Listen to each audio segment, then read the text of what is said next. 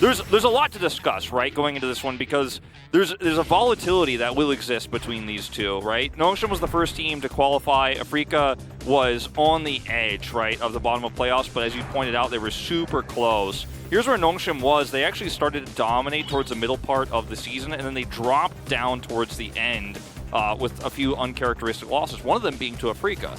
Yeah, one of them to Afrika, one of them to Gen G, right there at the end. This is pretty insane, by the way. Look at these stats here. This is by far the least winning #1 team in the LCK we've had over the last 4 seasons. #1, 12-6 for Damwon Kia. Yeah, and the most winning, bottom playoff team as well. So the gap between 1st and 6th is 1 win, and that's how crazy summer has been.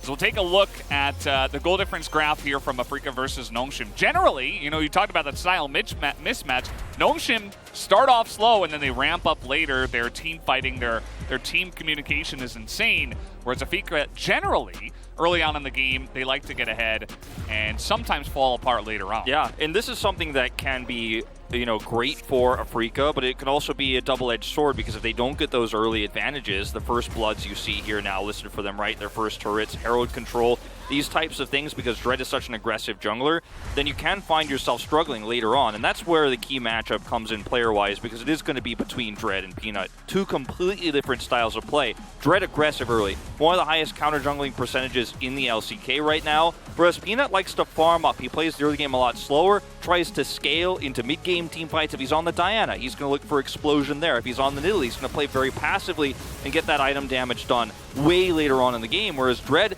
doesn't play that style. So it's very feast or famine for both these players. If Peanut falls behind because of Dread's playstyle, then he's not going to have those advantages later on, but the same can be true of Dread. If he fails to find those early advantages or actually overextends and falls behind, dying during ganks, for example, he is going to have a really hard time because he doesn't play the scaling junglers that Peanut does. Yeah, it's very true, and this is really cool, actually. As the Sonic Wave comes through, the stats come up, and then they get erased. Get your cameras. As you can see here, another big matchup that we do have is PUG first versus third. Gory was able to get the first one here with 11, I believe.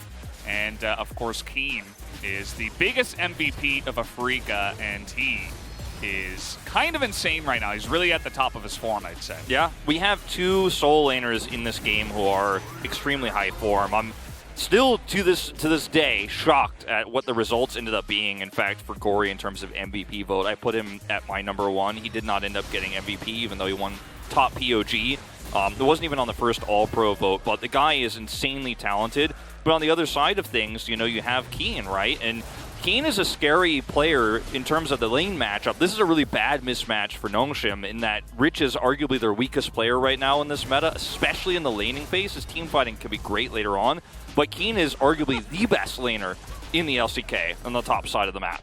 Yeah, I mean, on the top side of the map, maybe on all sides of the map, right? He is just that good, and